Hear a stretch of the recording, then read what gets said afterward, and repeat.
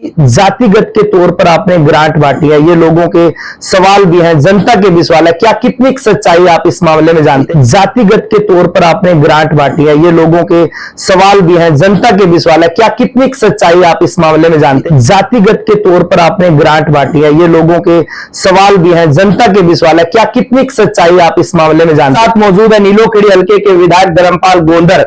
मैं जानकारी भी लेने को, अधिकतर सरपंचों में नाराजगी जाहिर है, तो क्या कुछ कारण में ग्रांट, अधिकतर सरपंचों में नाराजगी जाहिर है, तो क्या कुछ कारण में ग्रांट? नमस्कार, मैं रोहित लांसर और आप देख रहे हैं एवीआई न्यूज इंडिया।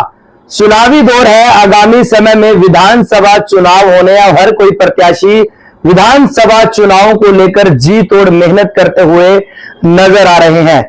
विधानसभा चुनावों की बात करें तो सभी, चाहे भारतीय जनता पार्टी हो, कांग्रेस पार्टी हो या फिर अन्य पार्टी हो, सभी नेतागण अपने अपने चुनावी दौरों के दौरान जनसंपर्क अभियान चलाए हुए हैं।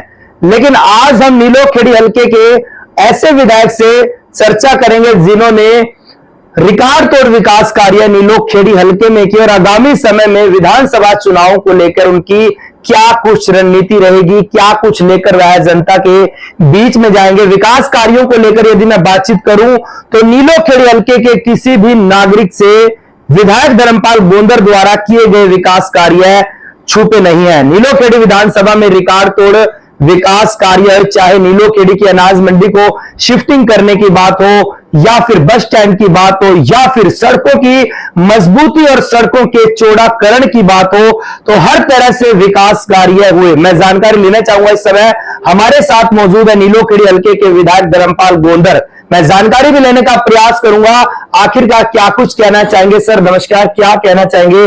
विधानसभा चुनाव है और आगामी समय में होने वाले हैं, तो क्या कुछ भविष्य में रणनीति रहेगी, क्या कुछ आप मैसेज विधानसभा चुनाव को लेकर देना चाहते हैं, क्या कहना चाहेंगे? जी, सबसे पहले मैं आपके चैनल का धन्यवाद करता हूं और चैनल के माध्यम से पूरे नीलोखेड़ी हल्के वासियों को नमन करता हूं, जिन्होंने मेरे को आशीर्वाद दिया और मेरे को काम करने की शक्ति दी।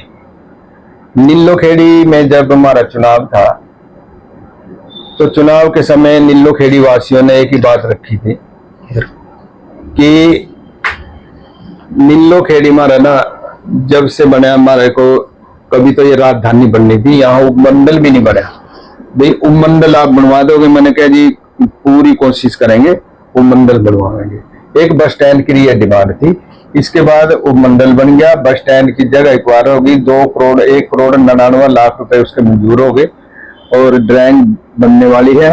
ड्राइंग पे अधिकारी हैं या कोई भी ऐसा हो तक, और इतना लंबा समय हो गया ये बस स्टैंड की ड्राइंग का। और निग 2 में जो जम्बा है जी, वहाँ ITI बनाई क्लास 1, उसके अभी तक काम मतलब अधिकारियों से की वजह से पीछे रह रहा, नहीं तो पैसे भी मंजूर हो गए। तो नीलोखेड़ी वासियों ने एक ही डिमांड रखी थी, उपमंडल की और बस स्टैंड की 2। वहाँ रेस्ट हाउस बन गया। और सबसे बड़ी दिक्कत थी, जो अनाज मंडी बड़ी छोटी है, तंग जगह में है, वहाँ बहुत भारी संख्या में जैसे पॉलिटेक्निक है, इंजीनियरिंग कॉलेज बच्चे जाते हैं, तो वहाँ हादसे का शिकार होते रहते हैं। उसकी वजह से हमने अनाज मंडी को मनक माजरा वहाँ शिफ्ट करा दिया और जगह एक्वायर हो चुकी है, पैसे जा चुके हैं, उसकी ड्राइंग बन चुकी है। मेरा ख्याल तो भगवान ने चाहे, कणक का सीजन है ना, वहीं डंपिंग हो रही है। तो मैं दोस्तों अपील करूंगा, इस वीडियो को आप शेयर जरूर करते रहे। एक और मैं सवाल पूछना चाहूंगा सर, नीलोखेड़ी हल्के में चाहे विपक्ष की बात करें या फिर लोगों की बात करें, एक इसको आरोप कह सकते हैं कि जातिगत के तौर पर आपने ग्रांट बांटी है, ये लोगों के सवाल भी हैं, जनता के भी सवाल है, क्या कितनी सच्चाई आप इस मामले में जानते हैं कि जातिगत तौर पर विधायक जी ने ग्रांटें बांटी है, तो इसमें कितनी सच्चाई है, क्या कहना चाहेंगे? इसमें सच्चाई ये है, जर्नल की कोई ग्रांट दी नहीं सरकार ने आज तक दी जी। एक SC ST की ग्रांट थी, हमने पहले साल मिली थी 2020 में, तो उसमें SC उसके में हम उसी में दे सके थे, जैसे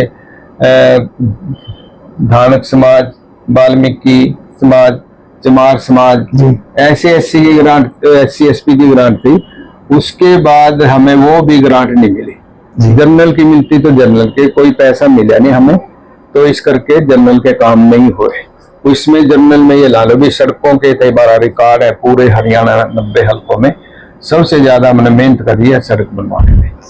और दूसरा निगदो एक पिछड़ा एरिया था, +2 का स्कूल था और वहाँ 80% से भी 90% बच्चे गरीबी के हालात में पढ़ नहीं सकते थे, तो वहाँ कॉलेज नहीं है। और सबसे बड़ी बात यह है बसों की सुविधा भी नहीं है करनाल आने में।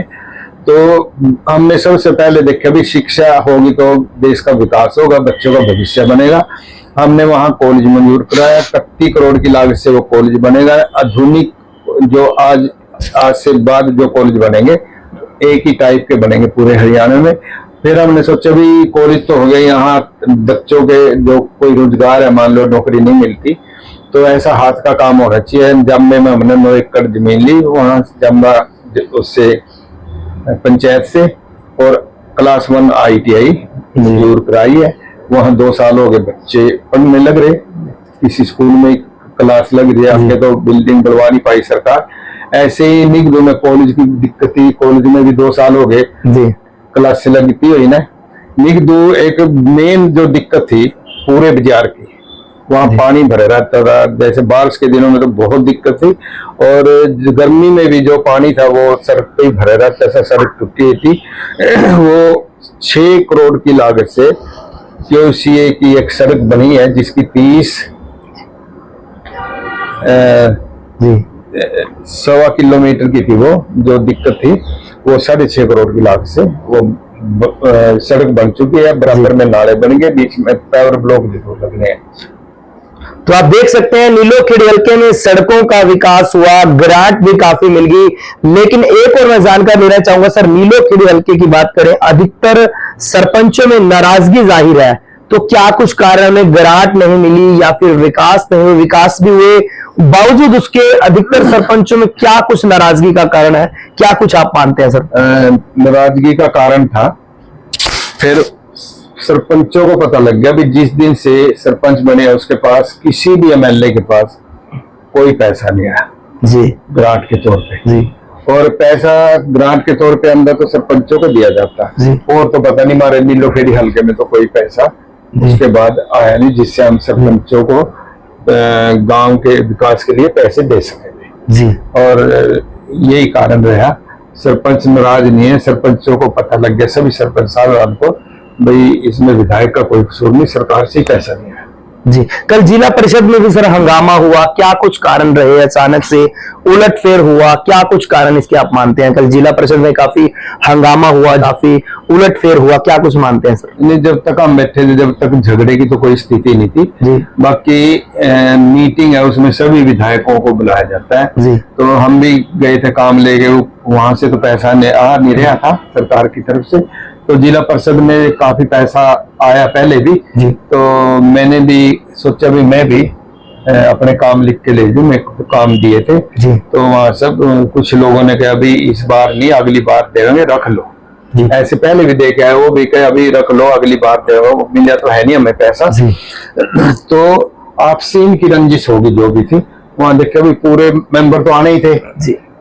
तो वहाँ ये बात होगी भी हमारे को ग्रांट नहीं दी जाती, हमारे को ग्रांट नहीं दी जाती, इनमें आपसे वो था मतभेद, पता मेरे को वहीं लग गया था आके जी। दिल्ली चंडीगढ़ नेशनल हाईवे पर सर एक समस्या थी, राइस इंडस्ट्रीज की समस्या थी, जिसे सबसे बड़ी समस्या कहा जाता था, वो आपके प्रयासों से हल हुई। कितनी उस पर ग्रांट खर्च होगी? एक नाले की समस्या थी जो मुझे लगता है 80% बनकर तैयार हो चुका था। काफी राइस मिलर्स एसोसिएशन से जुड़े पदाधिकारी भी आपसे मिले थे, धन्यवाद भी किया था, तो उसका काम सर पेंडिंग है, क्या कुछ बताना चाहेंगे? कितना खर्च हुआ, कहां तक नाला बनेगा, क्या कहना चाहेंगे? वो एक समस्या नहीं तो एक गंभीर हादसे होने का वो था जब हम GT रोड से तरोड़ी में एंट्री करते थे, वहाँ पता नहीं कितनी बार टेम्पू पलटे। हम एक बार तो हमने भी उसको बच्चों को भरे टेम्पू उस खड्डे में से फटाफट उतर के गाड़ी से सीधा करवाया था। और ऐसे कई बार छोटी मिनी बस थी जो स्कूलों की, वो भी पलटी, आम मोटरसाइकिल वाले रोड तो गिरते थे।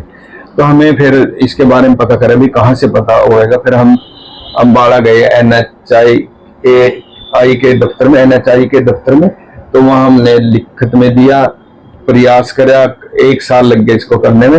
अब उसका टेंडर लग के काम शुरू हो गया। इससे पहले भी हमने काम शुरू कराया था कि वो पाइप ले आए थे हम, तो उस समय बारिश इतनी आई, 2 महीने बारिश नहीं रुकी, तो वो पाइप वहां पड़े टूटी। हमने कहा भी ये ना कोई पक्का ही काम करो। तो ये लगभग 2 करोड़ की लागत से जो अपना गौशाला है तखाने की जी क्यू शेल्टर है उधर अंबाड़ी की तरफ जाते हो, वहां से लेके और ड्रेन पॉइंट तक ये लगभग 2 किलोमीटर का नाला, जिससे फैक्ट्री वालों को वहां सब, अब देख लो सड़क बिल्कुल ठीक है, अभी से तो नाला बनने लग रहा और 80% नाला बन गया, और कुछ जगह पानी है उसकी वजह से थोड़ा काम रुके हुआ है। एक बारिश आ गई जल्दी वो नाला बनकर तैयार हो जाएगा। तो आप देख सकते हैं ये थे हमारे साथ नीलोखेड़ी हलके के मौजूदा विधायक धर्मपाल गोंदर। नीलोखेड़ी हलके की जनता, नीलोखेड़ी हलके का प्रत्येक नागरिक जानता है कि विधायक धर्मपाल गोंदर के नेतृत्व में नीलोखेड़ी हलके का किस तरह से विकास हुआ। सब डिवीजन की बात करें, नीलोखेड़ी में रेस्ट हाउस की बात करें, तरावड़ी शहर में ई लाइब्रेरी की बात करें, या फिर तरावड़ी नीलोखेड़ी या फिर मिसिंग क्षेत्र या निगदू क्षेत्र की बात करें, तो हर जगह पर सड़कों का जाल बिछाया गया, समस्याओं का समाधान करवाया गया। तो नीलोखेड़ी हलके के विधायक धर्मपाल गोंदर के प्रयासों से काफी नीलोखेड़ी हलके को बड़ी बड़ी सौगातें भी मिली है। तो मैं आपसे अपील